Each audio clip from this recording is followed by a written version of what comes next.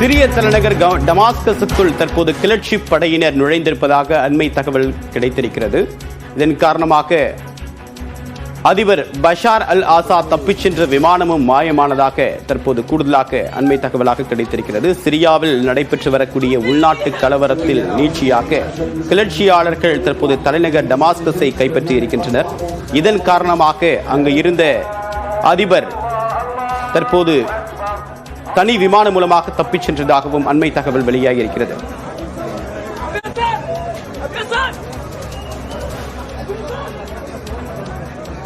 செய்தியாளர் முகிலன், விவரம் என்ன? தேவா, இன்னும் சில மணி நேரங்களில் சிரியாவில் பஷார் அல் ஆசாத்தின் ஆட்சி அதிகாரப்பூர்வமாக கவிழ்ந்தது என்ற அறிவிப்பு வெளியாக இருக்கிறது. ஏற்கனவே இந்த கிளர்ச்சியாளர்கள் படை இரண்டு பெரிய நகரங்கள், ஒன்று அலெப்போ மற்றும் இன்னொன்று ஹோம்ஸ், இந்த ரெண்டையும் ஏற்கனவே கைப்பற்றிவிட்டனர். தற்போது இந்த டமஸ்கஸ் நகரையும் முழுமையாக சுற்றி வளைத்து தற்போது முன்னேறி வருகின்றனர்.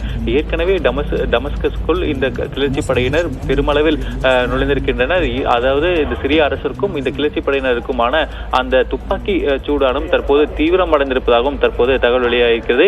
மிக முக்கியமாக பஷார் அல் ஆசாத் ஒரு விமானம் மூலம் தற்போது அன்னோன் லொகேஷன் தற்போது அவர் கிளம்பி சென்றிருப்பதாகவும் தகவல் வெளியாகிறது. மிக முக்கியமாக அந்த விமானமானது வானில் பறந்து கொண்டிருக்கும் போது திடீரென்று சுமார் 1600 அடிகள் கீழ் நோக்கி பறந்துள்ளது. இதனால் பல கேள்விகள் எழுந்திருக்கிறது. அது ஏனும் அவசர தேவைக்காக அந்த விமானமானது தரையிறக்கப்பட்டதா அல்லது சுட்டு வீழ்த்தப்பட்டதா என்ற பல கேள்விகள் தற்போது எழுப்பியிருக்கிறது. இன்னும் அவரோட நிலை என்ன என்பது தற்போது இதுவரை தெரியவில்லை. அதே போல இந்த டமஸ்கஸ் விழுப்பட்சத்தில் இனி கிளர்ச்சியாளர்கள் அடுத்த கட்ட நகர்வு என்னவாக இருக்கும் என்ற கேள்வியும் எழுந்திருக்கிறது.